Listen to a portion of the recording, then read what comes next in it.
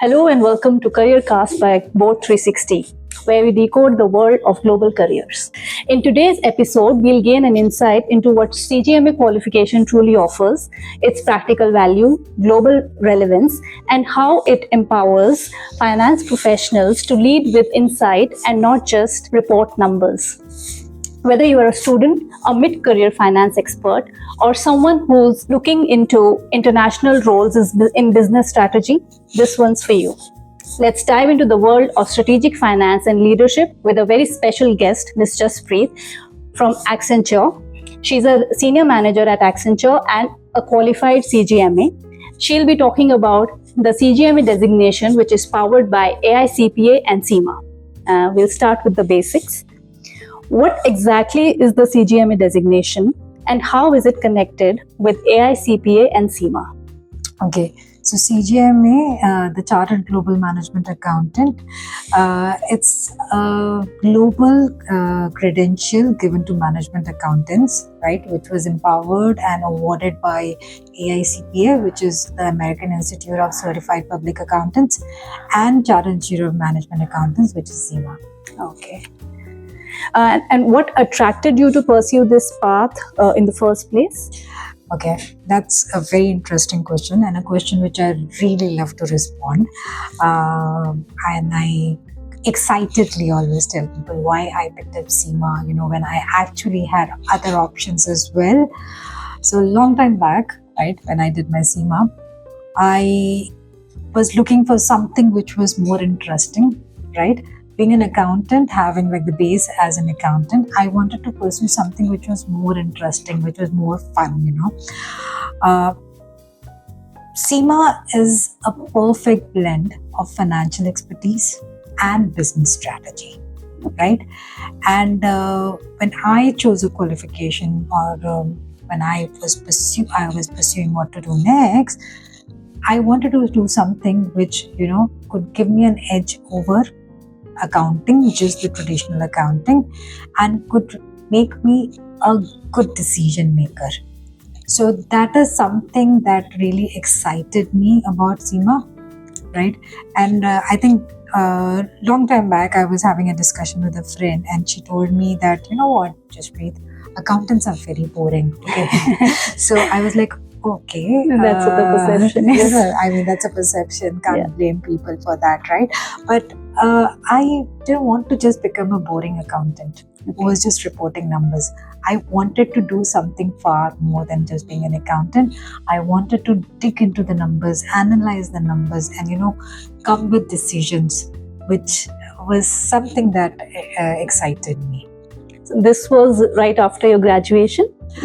Yes. I did this after my graduation. You did this after your graduation. Yeah. And you graduated in what course? In commerce only. In commerce, okay. And how did you find out about this qualification? Because at that time, I'm sure there must be limited resources where you could, get an understanding of what the career avenues are. That's correct. So as compared to today, where the awareness is like really high, I was lucky to be in Africa at that moment, right? And that is where I did my studies from. So over there, CIMA was a very upcoming stream in finance, okay, right? And there was a lot of knowledge, lots of things going around. And that is when I actually chose that I would want to go and do CIMA. Okay, that's wonderful. Has the curriculum changed over the years? The content of the exam? The curriculum has evolved rather, okay, right? I would say it has changed, but more than change, I think it has evolved because that's the requirement, right? That's the need of the market. With the, AI and other automations coming into place, IT, like, all of them becoming so disruptive in nature, right? Yeah. We accountants need to keep our place safe, right? And I think there CGMA has really come up and evolved its syllabus, which is very, I would say, very content with the market. You just mentioned that, technology is evolving fast and there's AI, automation, analytics in picture. How does CGMA designation stay relevant and prepare professionals for the future? CGMA, the skill set in CGMA is created in such a way that, as I said, it's evolving and it keeps on evolving with what the market demands today. So subjects like digital transformation, automation, AI have become a part of the syllabus now.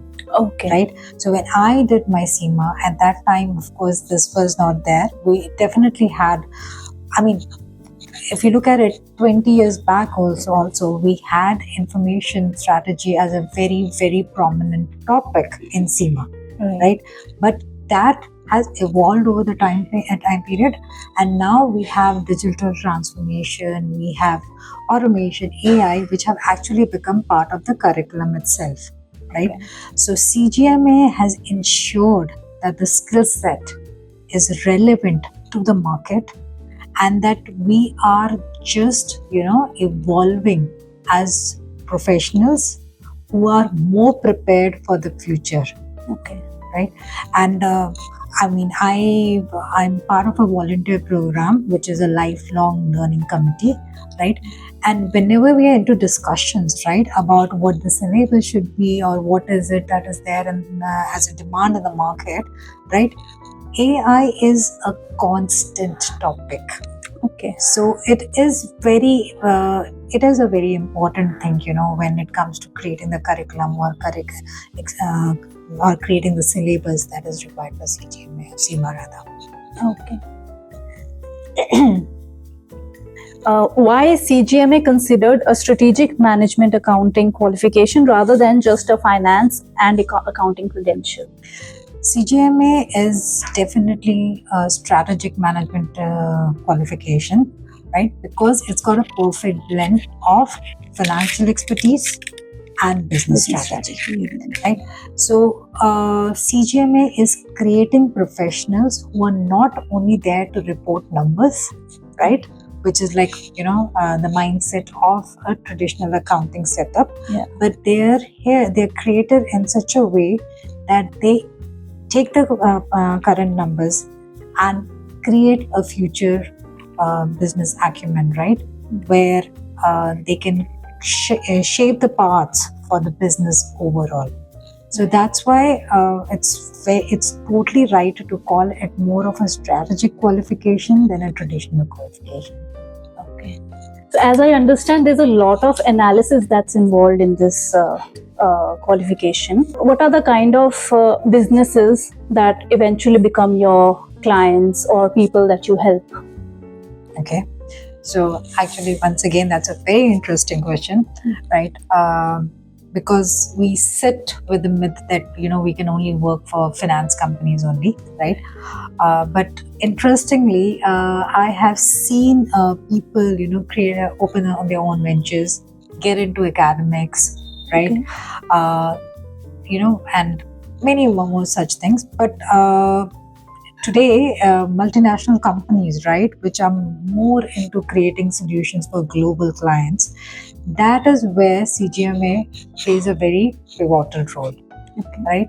Because any multinational company is looking at a resource or a professional who is got that mindset of finding root causes, analyzing the situations, bridging the gaps, and coming up with solutions which are, value driven. Okay. So that is exactly, where any CGMA sits perfect, right? But saying that, it's not only just limited to that. I've seen CGMAs working for consulting firms, for accounting firms, for MNCs, especially MNCs which are like into creating solutions for clients, right? And especially global clients, right? I've seen CGMAs in the academic field as well, where they're actually mentoring, the aspiring students, or they are, doing the teaching part, right?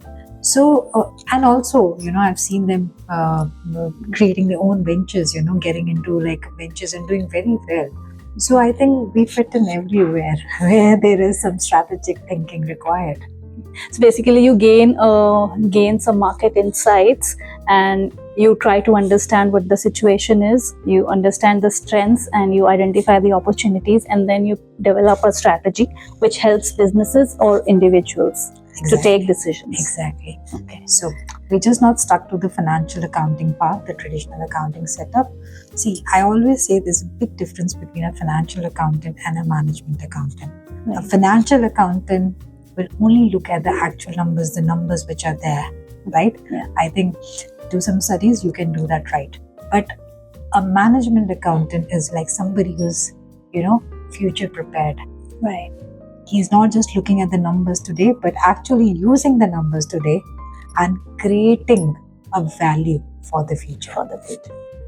It is also an innovative field, I must say. Very, very innovative field, and I think a very interesting field, and again it kills that taboo of, accountants being boring. I think we've got some interesting work to do. And that has stuck with her, it seems.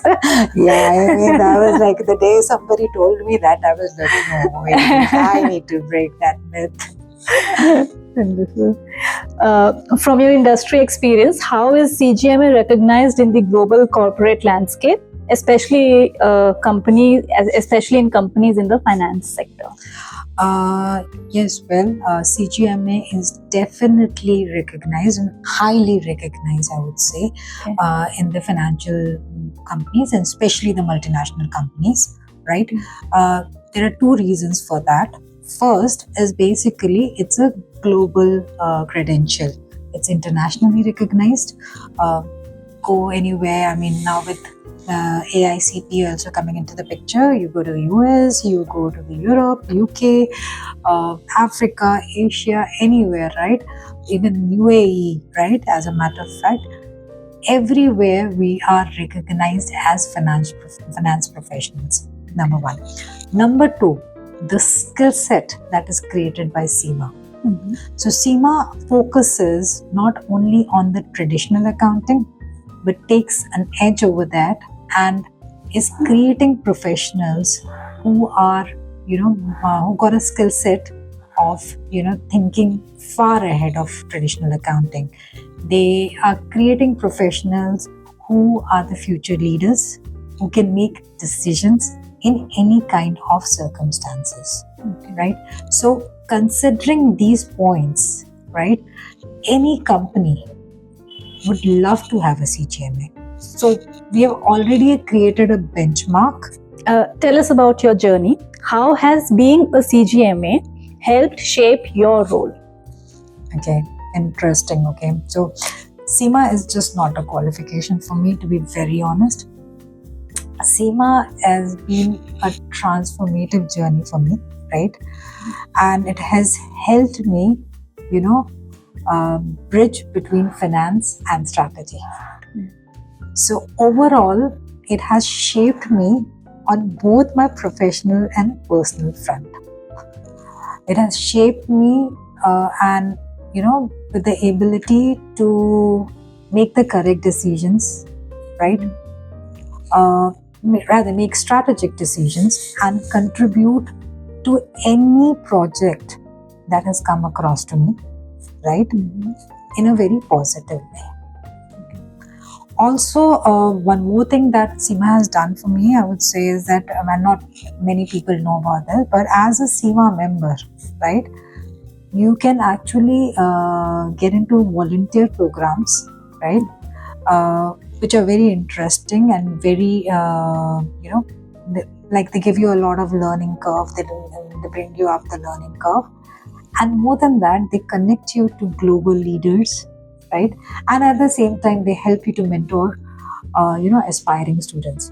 So CGMA has given me a holistic growth rather than just a professional growth. And that is where, personally, for me, it's the biggest pride I carry. So nice to hear. And these volunteer programs, these are initiated by CIMA itself? Yeah, these are initiated by CIMA itself, but these are more for, members. So once you finish your education and you complete your CIMA exams, you can like after there's like a certain pattern that you have to follow, right? When basis your experience, basis your number of years working, you can apply for membership, which is the associate membership, and which follows with the fellow membership, right? So once you become members, you can actually volunteer and be part of these programs. Okay, got it. Can you share a moment, maybe a project or a challenge, where your CGMA background really came into play? Yeah, I guess being a CGMA has always been part of me in all the projects or all the career or even personal things that I've done in life. But yes, I can definitely talk about one project. So I was doing this project, this financial transformation project for a global client, where we had to streamline the operational model and clean aged variances, which were like quite high variances, I think around $24 million at that time, which was like a big amount. So we basically had to clean these variances, but at the same time we had to create a structure, a framework for this particular client. And I think at that time, being a CGMA really helped me, because from my learning, right, I could create a framework, I could actually do a root cause analysis, right, see where the problem was, right, find the problems, create a solution, right, and get to the customer, because the biggest challenges that we were facing in this particular project was that there were lots of conflicting priorities, a lot of fragmented data across different regions, right? Consolidating them and getting them together from a controllership perspective was like the biggest solution required over here. At that time, the learnings as a CIMA, or rather, and I always say it is not like what I learned at that moment, but I'm still learning. We used to have a lot of CPD programs in CIMA, I was going to ask, right? And that keeps on teaching us. We're so connected to the market, we keep on talking to different members. So that really helps us a lot to stay connected to what's happening in the market. So of course, with this whole knowledge, I created a framework which was like really appreciated by the customer at that time. And I think we managed to actually create a structured and a more transparent operational model, which definitely strengthened the controllership for that particular process. So are you saying that you created a roadmap for your client, how to proceed ahead? Yes, it was an end-to-end project. So, and I especially talk about this project because the interesting thing is this was like one of my first big projects, and at that time it was like not my experience but actually my learning that helped me through, right? Yeah. And that learning was definitely CIMA, right? So that is why I speak about this particular project, because of course later on the number of projects that I've gone through, experience is also added into it, but this project was like one of my first ones, right? And a very critical one, right? So it was an end-to-end project whereby we did the root cause analysis, right? Understood where the issues were, bridged the gap, and created a solution, right? And parallelly created a roadmap as to how to reach that solution. So it started with a project whereby we cleaned the variances. So again, we had like a quantitative, quantitative, effect whereby the variances, the aged variances, the high variances were reduced. But we had a qualitative aspect also to it, which was basically creating a structured and a transparent, operating model across the regions. After you receive your membership, is it still a mandate to keep taking up these courses that CIMA See, initiates? mandate or not mandate, I personally believe you should continue doing Absolutely. that, because that is what the market demands today. And I think it gives you a more it gives you growth, in a more holistic way.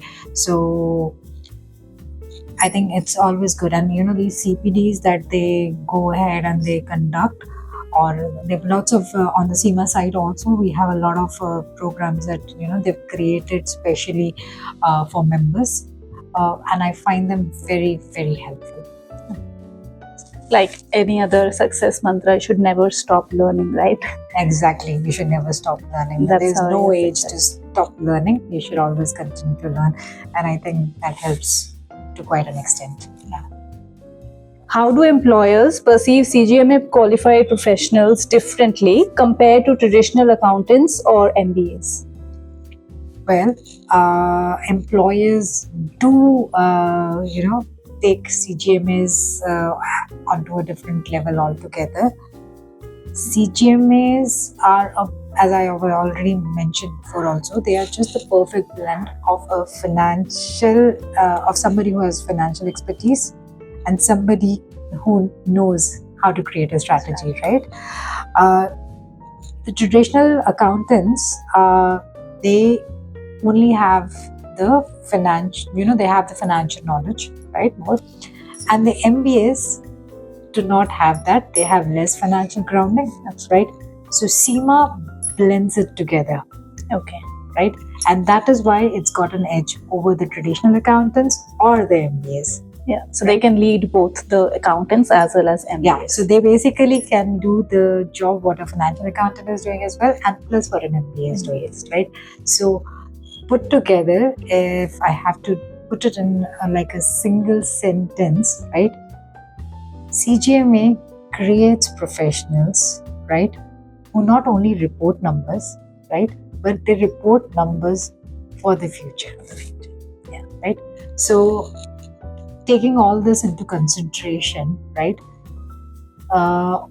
most of the global companies definitely want to employ CGMS, right? Especially the multinational companies, because of course it's a globally recognized management accounting credential. Plus, because it's created a skill set which is very difficult to find. Absolutely. And does it offer a continued growth in a particular company? Yes, definitely it does. I have seen CGMS who have grown over the time period into leadership roles. Right? So yes, it does. Can you walk us through the CGMA learning pathway, the different levels that are there, operational, management and strategic, and what lessons can the learners expect at each stage? Right. So CGMA through the CIMA pathway has 3 progressive levels, right? The first one being the operational, then the management and the strategic level. So the operational level focuses on the fundamentals, which is basically cost reporting, management accounting, financial reporting, right? So it also works on people skills and business skills for the learners, so that they can get into entry level jobs, right? Then comes the management level, which is a level up, right? That focuses on decision making, right? Advanced financial analysis, and more into deeper management accounting, right? Here we are having individuals who can now start making decisions and can start contributing in decision making in any company, right? So yeah, they're learning it, right? Then comes the strategic level, right? The strategic level is where you start thinking like a CFO now, right? So it focuses on risk management, value creation, enterprise strategy, right? So now the professional or the learner is at a level where he started thinking from a very different level, He started creating strategies. He started making, strategic, like more of strategic decisions, right? And has started contributing to add value in any business. Right?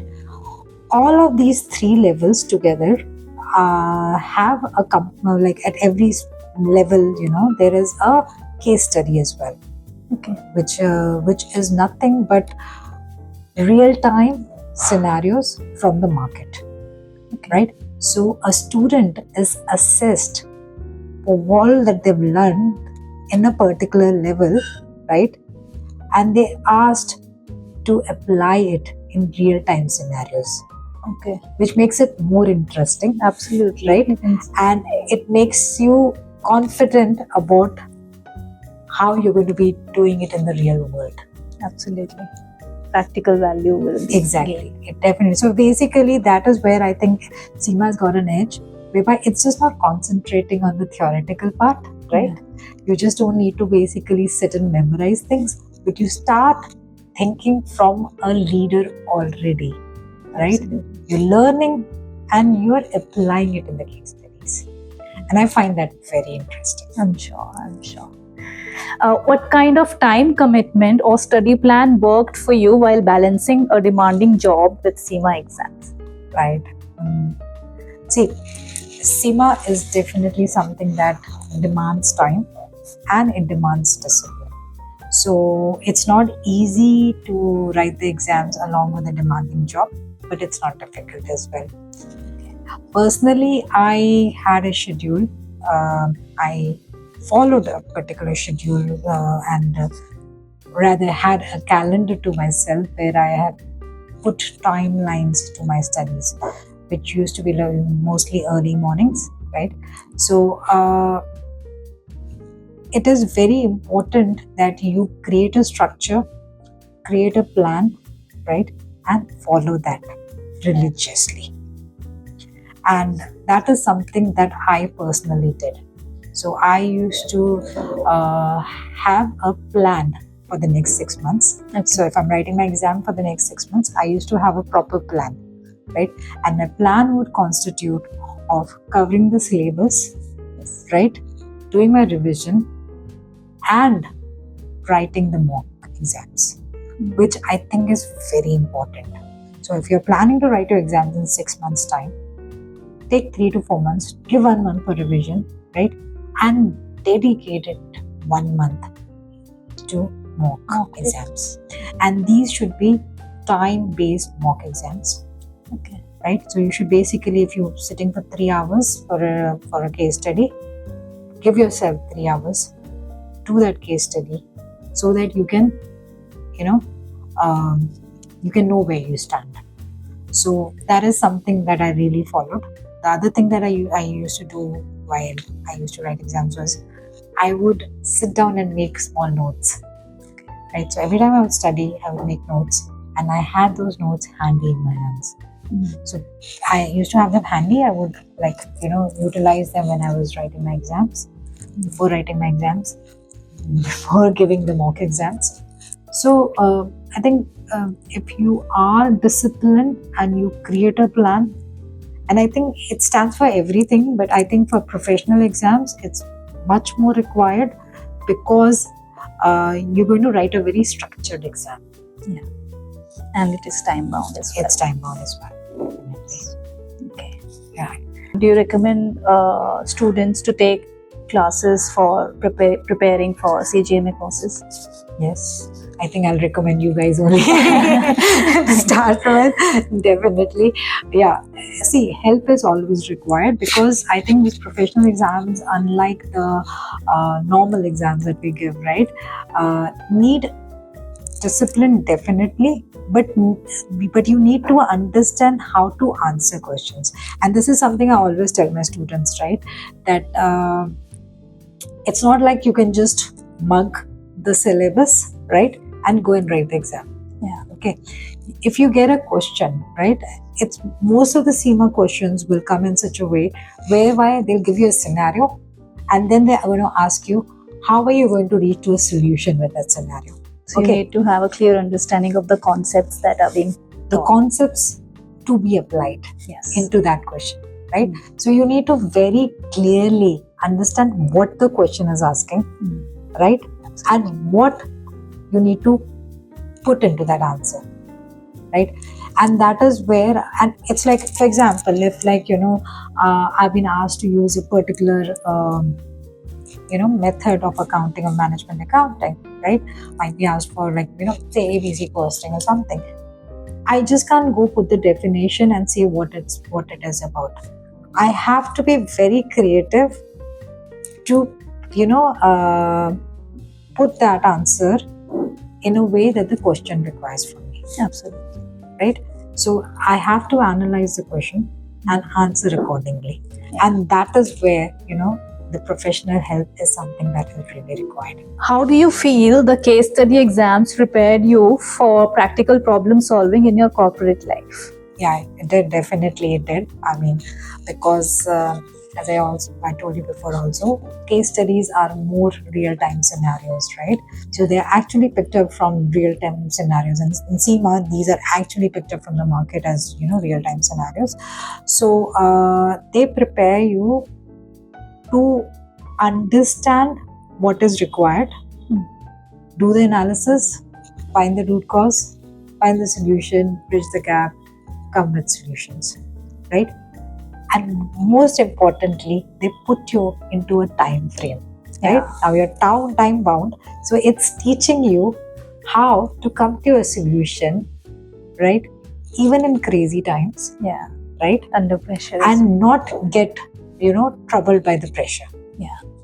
So that's why these kind of case studies, which are like one of the most interesting part of CIMA that I find, of the CIMA curriculum, right?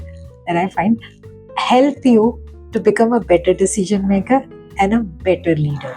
I'm sure. Yeah. So how often does this high pressure come into the picture? Like when you're dealing with projects in real time? Definitely, there's a lot of pressure, I mean, when it comes to projects, because the projects that I have been into are more like client-facing projects, okay? And like if I have to say, client is God for us, right? Because they're the ones who are generating revenue for us, right? So pleasing the client, but at the same time, ensuring that we are not pleasing him with the wrong solution, with the correct solution. Solutions which create value in the future, right? So the pressure over there is basically the timelines again, because of course you're getting timelines to finish a project, right? It's not for life, right? Secondly, giving the correct solution. Third, creating value, both in quantitative and qualitative ways, right?